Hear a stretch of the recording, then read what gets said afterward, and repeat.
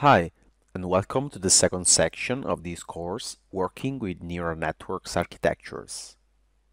This section will be divided in 4 different videos. In the first one, we will introduce the concept of multi-hidden layer artificial neural network, that is an architecture with more than 3 layers. Then we will learn how to carefully tune the hyperparameters and the best practices you can use for applying artificial neural network models to almost any predictive task you may encounter.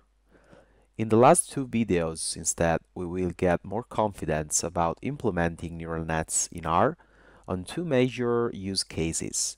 The first one we have already seen about recognizing unwritten digits in images, and the second one about distinguishing malignant and benign cancer in human breasts. So let's move to the first video of this section about the introduction to multi-hidden layer artificial neural networks. In this video, we can finally complete our path regarding classical feed-forward artificial neural networks, scaling up the number of hidden layers. The problem then will be to understand how to choose the best architecture for each specific problem we may encounter. And in the end, we will also talk about the limitations of these models. In the previous section, we have learned about the multi-layer perceptron algorithm and discovered its great usability in many predictive tasks.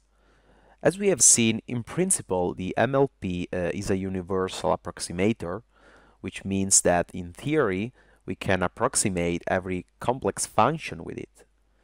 However, in practice, we would need an exponential number of hidden units, and this is impractical for many applications. A multi-hidden layer architecture follows the same idea and structure of the MLP, but using more layers in order to build a hierarchical feature representation of the data and solve more complex problems in an efficient way.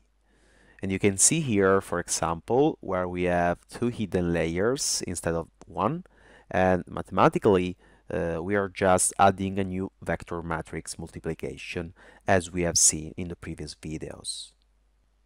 Nevertheless, choosing the best architecture for a specific problem has not a grounded and formal theory behind it, and it's essentially chosen by a trial and error process. The common tricks used to speed up the process are starting from a known architecture used for a similar problem, and starting from the first hidden layer and adding more and more layers until the accuracy saturates. But we will see more about this in the next video. Artificial neural networks with more than one hidden layer are powerful tools to solve almost any kind of prediction problem. However, they have some stiff constraints. If we want to scale up our model using more neurons, the problem becomes intractable. For example, if we want to process a 227 for 227 image, we need more than 50,000 units, and just for the input. Imagine adding more and more layers.